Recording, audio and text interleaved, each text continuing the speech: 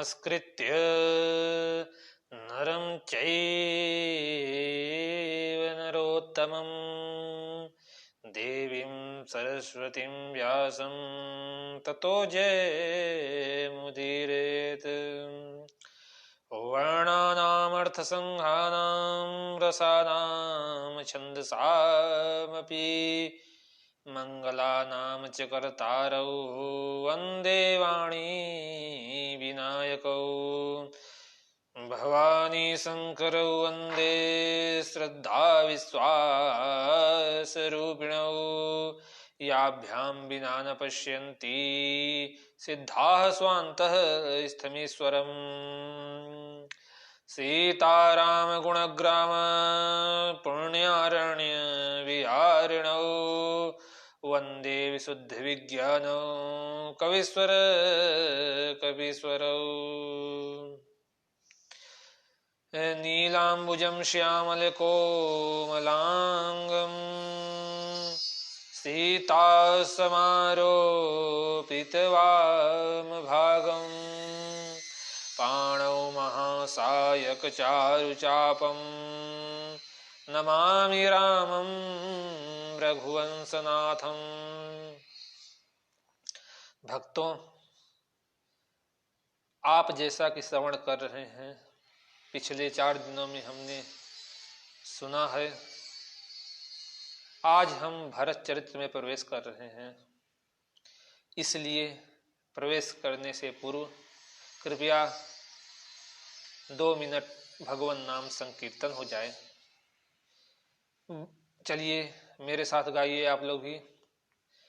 भरत सरिस को राम सनेही, भरत सरिस को राम सनेही। जग जपु राम राम जपु जेहि, जग जपु राम राम जपु जेहि। जो न होते जग जन्म भरत को, जो न होते जग जन्म भरत को। सकल धर्म धुरि धरनी धरत को, सकल धर्म धुरि धरनी धरत को। प्रेम यमिय मंदर विरह भरत पयोध गंभीर। मथ प्रगट्यौ सुर साधुत कृपा सिंधु रघुबीर। सज्जनों, अब हम कथा में प्रवेश करते हैं। कल आपने श्रवण किया था, जैसे ही भरत को समाचार मिला कि गुरु ने हमें बुलाया है, वैसे ही भरत अपने भाई शत्रुघ्न के साथ दूतों को साथ लेकर वहां से प्रस्थान किए हैं। लेकिन इसके पहले जब वे वहां थे, उनके स्वप्न जो आते थे वो बहुत ही बेकार स्वप्न थे, बहुत ही भयानक स्वप्न थे। वो इसलिए वो प्रतिदिन भगवान शिव का अभिषेक करते थे और विप्रों को, गायों को, सभी दीन जनों को दान देते थे, नित्य प्रतिदान देते थे।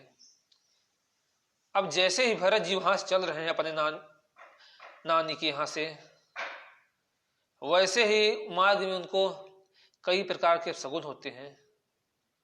कैसे? जैसे जब भरत जी रथ पर सवार होकर चलते हैं तो बिल्ली उनका रास्ता काट देती है। यह पहला अपशगुन।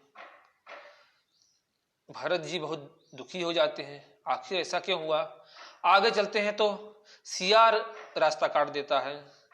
आगे जाते हैं, कुत्ते दोनों अपने आंख मूंद करके आकाश की तरफ पैर उठा करके आंसू बहा रहे हैं। भरत जी बहुत हृदय उनका व्याकुल हो उठता है। और आगे चलते हैं। गाय को एक कसाई काट रहा है। भरत जी बहुत ही व्याकुल हो जाते हैं, आखिर ऐसा क्यों हो रहा है।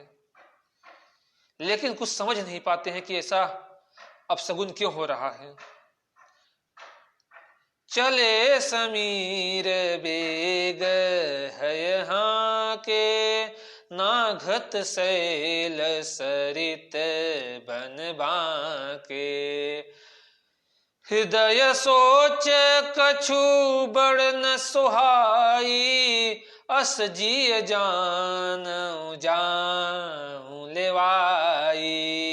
एक निमेष कलप समझाई, एहि विधि भरत नगर नियराई।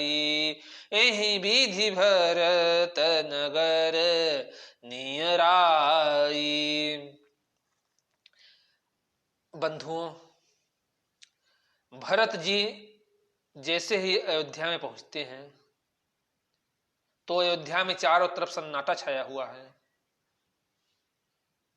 कहीं कोई भी मंगल के सगुन नहीं दिखाई पड़ रहे हैं। पुरवासी घर से बाहर निकलते हैं, भरत जी को प्रणाम करते हैं। अब भरत जी उनसे कुछ पूछना चाहते हैं कि रुको भाई बताओ तो वो लोग अपने मुंह में कपड़ा डाल करके सिसकते हुए घर के अंदर चले जाते हैं। कुछ भी कोई भरत जी समझ नहीं पाते हैं कि क्या हो रहा है, कैसे हो रहा है, क्यों हो रहा है। अब भरत जी फिर भी पूछना चाहते हैं कि किसी से पूछें, लेकिन वो पूछते नहीं हैं। सोचते हैं अगर कोई बहुत बड़ी घटना हुई तो मैं इसे सह नहीं पाऊंगा, और कहीं इस शोक के साथ पूर्ववासियों को मेरा भी शोक न मनाना पड़े। मेरी मौत हो जाएगी तो 13 दिन और बेकार हो जाएंगे। इसलिए वह वहां नहीं रुकते हैं, सीधे अपने वो सोचते हैं कि आखिर अयोध्या में ऐसा सब क्यों हो गया है। तब उन्हें याद आता है कि जब मैं यहां से गया था तब भैया राम, भ्राता लक्ष्मण, माता कौशल्या, माता सुमित्रा, माता कैकेयी और पिताजी दशरथ, यह सभी कहाँ थे। यह सभी मेरी माता कैकेयी के भवन में रहते थे। इसलिए अब समय बहुत न लगाते हुए मुझे अपनी माता कैकेयी के घर में जाना चाहिए। तब भरत जी सारथी को आज्ञा देते हैं, सारथी रथ को माता के महल की तरफ मोड़ो। सारथी रथ को माता के घर पहुंचाता है। भरत जी उतरते हैं। ज्यों ही भरत का आगमन माता कैकेयी देखती हैं, थाली में आरती सजा करके दौड़ती हुई आती हैं और भरत जी की आरती उतारने लगती हैं। भरत जी कहते हैं, माता माता। तो भरत जी, माता कहती हैं, बोलो बोलो भरत, क्या कहना चाहते हो।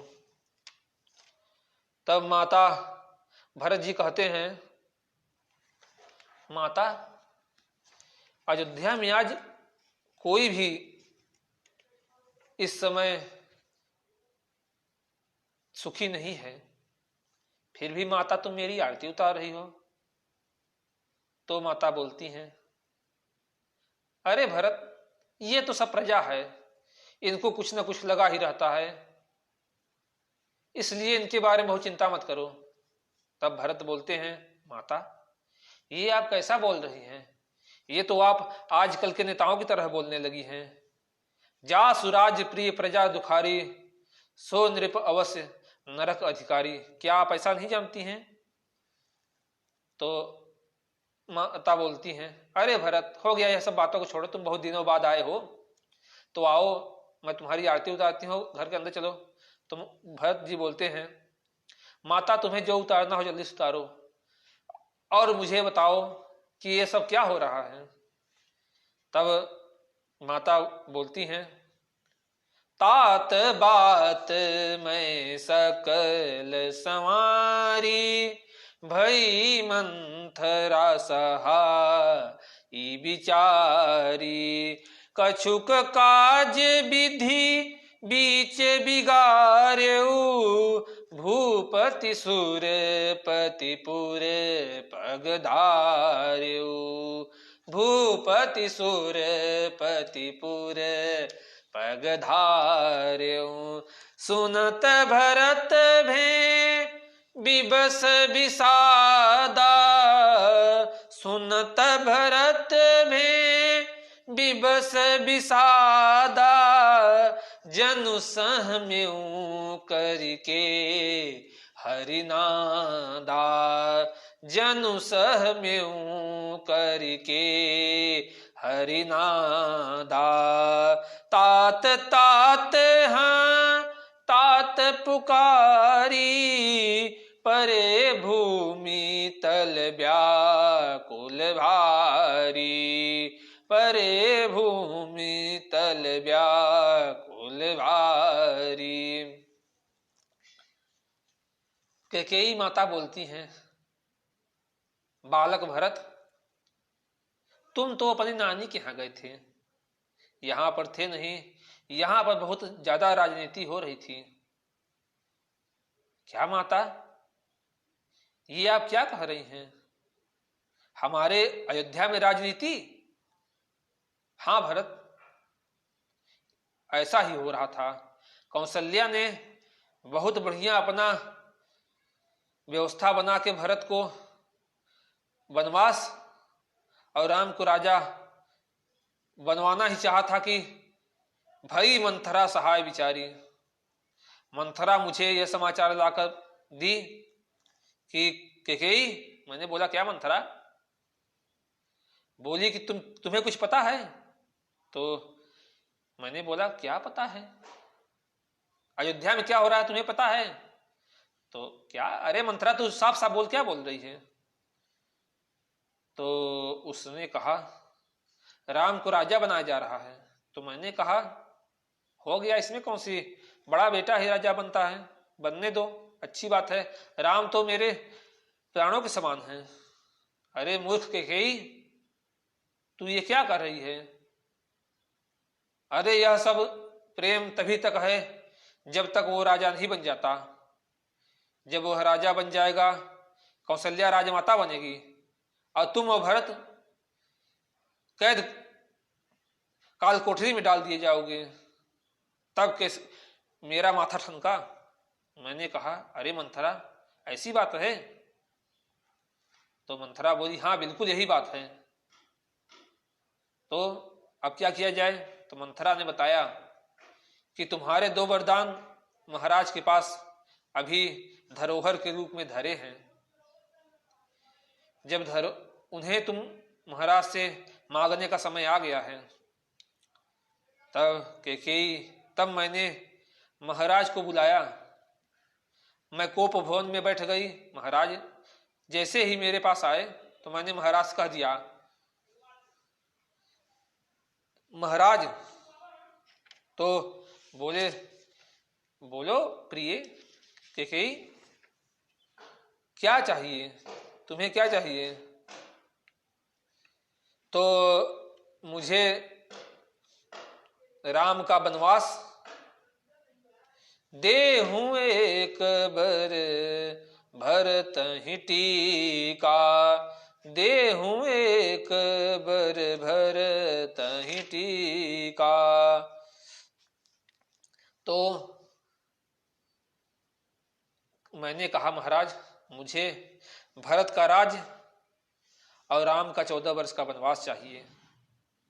तब कैकेयी बोली, भरत दशरथ महाराज बोले, अरे कैकेयी, तेरी बुद्धि क्या कुंठित हो गई है? अरे कुलटे, यह तू क्या बोल रही है? तुझे कुछ समझ में आ रहा है? तब कैकेयी बोलती है, मैं नहीं जानती, मुझे देना हो तो दो, नहीं तो मैं इसको भोज में अपनी आत्महत्या कर लूंगी। अरे दुष्ट कुलटे कैकेयी, अब वृद्धावस्था में क्या मुझे यही दिन दिखाएगी तू? क्या मुझे, मेरे अयोध्या में आज तक किसी ने आत्महत्या नहीं की, अब तू आत्महत्या करके क्या मुझे, मेरे कुल को कलंकित करेगी? तब कैकेयी माता ने बोला, देखिए बंधु, यहां समझना होगा, कैकेयी माता अपने भरम में नहीं है, उनकी मति पगला गई है और वह अपने जैसा उनको सरस्वती बुद्धि दे रही है वैसा ही वो सब बोल रही हैं, वो अपने भरम में नहीं है। हाँ, तो कह रही थी वो, देना हो तो दीजिए, नहीं तो मैं आत्महत्या कर लूंगी। तब दशरथ महाराज वही पछाड़ खाकर गिर पड़ते हैं और बोलते हैं, अरे कैकेयी, ये तूने क्या किया? मैंने मेरे आंगन में जो मैंने वृक्ष लगाया था आम का, वह फलने ही वाला था, किंतु तूने उसको काट डाला। कैकेयी, अब मैं क्या करूं? अच्छा चल, हो गया, मैं तेरी एक बात मान लेता हूं, मोरे राम भरत दुई आंखी, तुझे बनाना हो तो भरत को राज बना दे, वह भी मेरा ही पुत्र है, किंतु राम को वनवास मत दे कैकेयी, राम को वनवास मत दे, उसके बिना मैं जी नहीं पाऊंगा। राम मेरे प्राण हैं। तुझे याद है जब विश्वामित्र राम को मांगने के लिए आए थे तो मैंने क्या कहा था? क्या कहा था तुझे याद है? मैंने कहा था, राम देत नहीं बनत गोसाई, मांगे हूं भूई विप्र की नाई, राम देत नहीं बनत गोसाई। राम मेरे प्राण हैं, बता मैं राम के बिना कैसे रह पाऊंगा? तब कैकेयी कहती है, महाराज यह सब त्रिया चरित्र मेरे आगे मत बगराइए, मैं आपके जैसे बहुत जानती हूं, मैं इतना सब त्रिया चरित्र जानती हूं, आप बताइए दे रहे हैं कि नहीं? क्या आपने यही इसीलिए कहा था वर मांगो? जब आप वर नहीं दे सकते हैं, क्या वर में कोई, आप एक महाराज हैं, क्या मैं आपने यह सोचा था कि मैं आपसे चावने के लिए चना मांगूंगी कि 2 ठो भुट्टा मांगूंगी? नहीं, आपको देना हो दीजिए, नहीं तो मैं आत्महत्या करती हूं। अरे कुलटे कैकेयी, ऐसा कहकर दशरथ महाराज एकदम जमीन पर बेहोश गिर पड़ते हैं। सुमंत आते हैं, कहते हैं, महारानी, महाराज ये क्या भूमि पर पड़े हुए हैं? तो महारानी कहते, सुमंत जाओ सीधे राम को बुला कर लाओ और कुछ मत पूछो। तब सुमंत महाराज जाते हैं राम जी के पास। राम जी कहते हैं, तात आप इतनी समय यहां? हे रघुनाथ, माता कैकेयी ने तुम्हें अपने महलों में अभी इसी वक्त बुलाया है, चलो। तात, प्रभु श्री राम कितने भोले हैं, कितनी प्रेम से बोलते हैं। तात, माता ने मुझे बुलाया है, पिताजी कहाँ हैं? हे रघुनंदन, पिताजी तुम्हारे वही हैं, लगता है कुछ तुमसे काम है इसीलिए बुला रहे हैं। चलिए तात। बंधुओं, राम महाराज जब चले हैं, उनके पैरों में खड़ाऊ नहीं है, शीश पर मुकुट नहीं है आज उनका अभिषेक होने वाला था।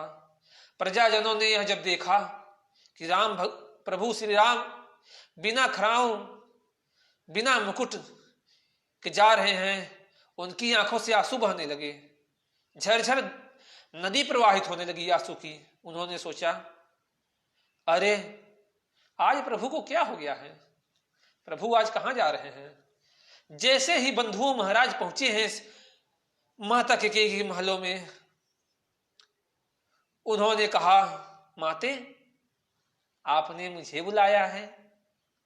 तो कैकेयी बोलती हैं, आओ रघुनंदन आओ। माता, क्या मुझसे कोई गलती हो गई है? नहीं रघुनंदन, तुमसे तो सपने में भी कोई गलती नहीं हो सकती। तब माता आपने मुझे क्यों बुलाया? मैंने नहीं, तुम्हारे पिता ने तुम्हें बुलाया है। क्यों?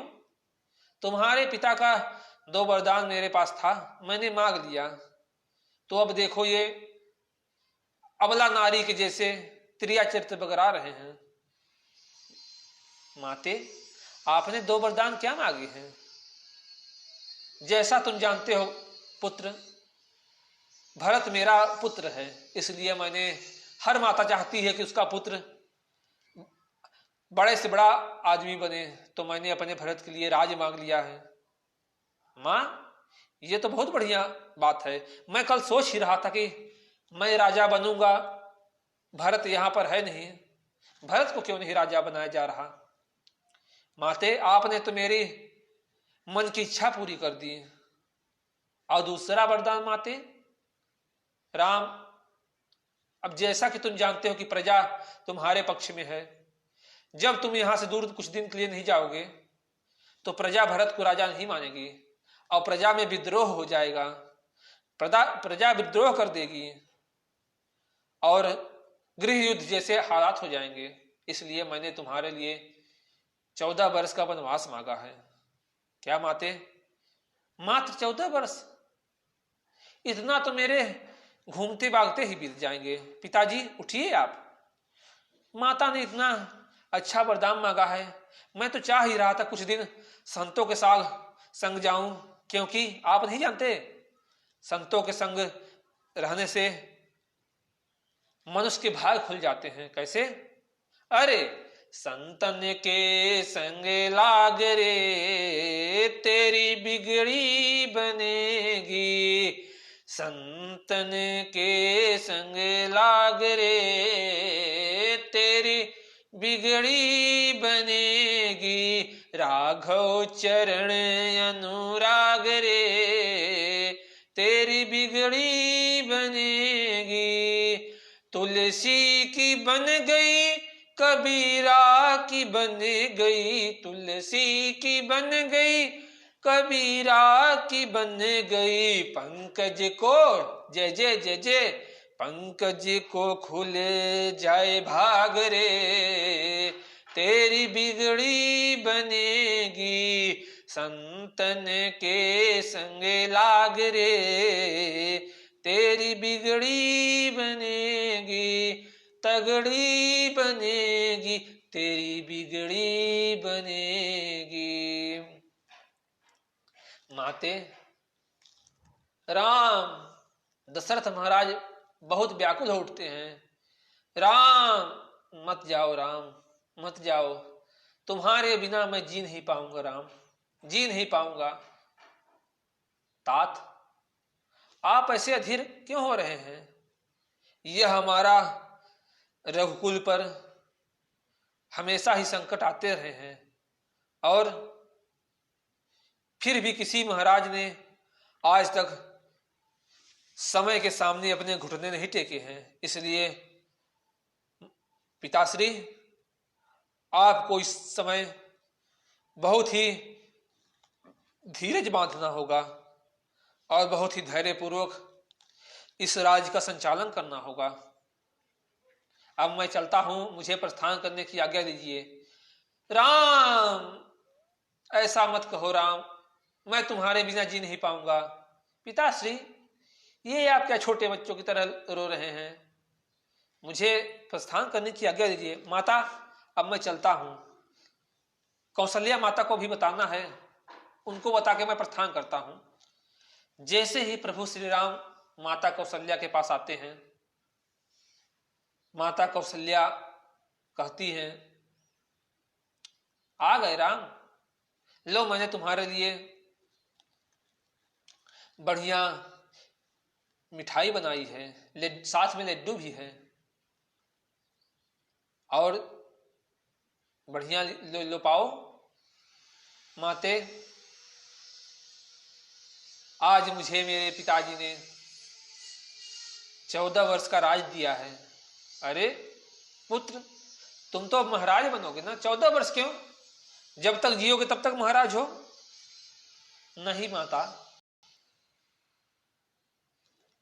पिताजी ने देखा मेरे 4 पुत्र हैं और राम अभी मेरे बहुत बालक हैं, इसलिए भी उनसे राज नहीं संभल पाएगा, तो उन्होंने मुझे वन का राज और भैया भरत को अयोध्या का राज दिया है।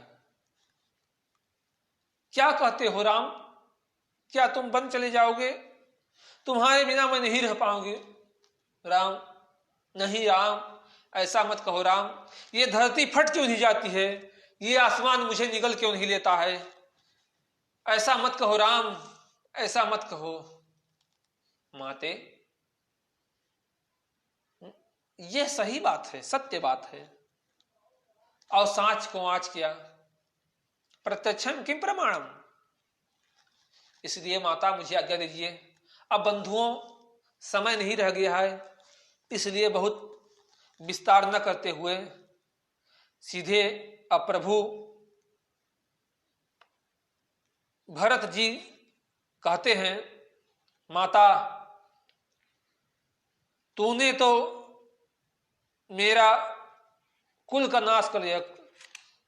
कुल कलंक जेहि जन्म्यो मोहि, कुल कलंक जेहि जन्म्यो मोहि, पाके छत जनु लाग अंगारू, पाके छत जनु आग अंगारू। जो पै कुरुचि रही अति तोही, जो पै कुरुचि रही अति तोही, जनमत काहे न मारे मोही, जनमत काहे न मारे मोही। अस को जीव जंतु जग माही, अस को जीव जंतु जग माही, जेहि रघुनाथ प्राण प्रिय नाही, जेहि रघुनाथ प्राण प्रिय नाही। राम विरोधी हृदय ते प्रगट कीन विधि मोहि, मोह समान को पात की, बंदी कहूं कछु त्योहि। बंधुओं, भरत जी बिलखते हुए माता कौशल्या के भवन में आते हैं, और माता कौशल्या जैसे ही उनको मिलने के लिए उठती है, वहीं लड़खड़ा कर गिर जाती है। माता कौशल्या, भरत जी माता की इस दुर्दशा को देखकर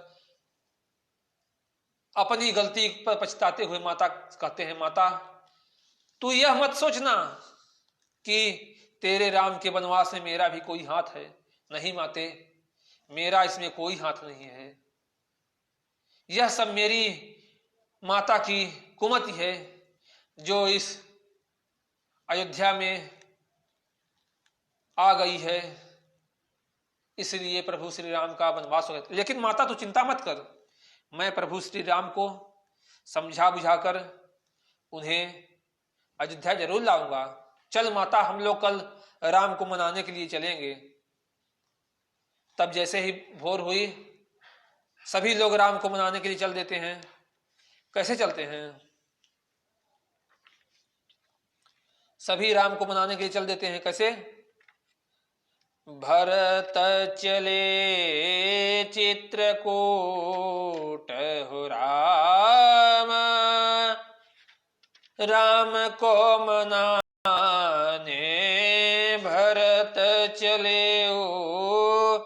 चित्रकूट हो रामा, राम को मनाने, राम को मनाने, लखन को बुलाने, राम को मनाने, लखन को बुलाने, भरत चले चित्रकूट हो रामा, राम को मनाने। तमसा प्रथम दिवस करिवासु, दूसर गोमति तीर निवासु, पै आहार फल यस नैक, निशि भोजन सब लोग, करत राम हित नेम व्रत, परिहरि भूषण भोग। समाचार जब सुने निषादा, हृदय विचारि करई सभी सादा, कारण कवन भरते बन जाई, हैं कछु कपट भाऊ मन माही। जो पे जिय न होती कुटिलाई, तो कतली न संग कटकाई, जान ही सानुज राम ही मारी, करऊं अकंटक राज सुखारी। भरत राजनीति उर आनी, तब कलंकु अब जीवन हानि। सकल सुरासुर जुरहि जुझारा, राम ही समरन जीत निहारा। काया चरज भरत यस करही, नहीं बिसबेली अमिय फल फरही, नहीं बिसबेली अमिय फल फरही। राम सिया राम, सिया राम, सिया राम, सीताराम राम राम, सीताराम राम राम, सीताराम राम राम, सीताराम राम राम, सीताराम राम राम, सीताराम राम राम, सीताराम राम राम, सीताराम राम राम, सीताराम राम, सीताराम राम राम, सीताराम राम राम, सीताराम राम राम। बोलो सियावर रामचंद्र की जय।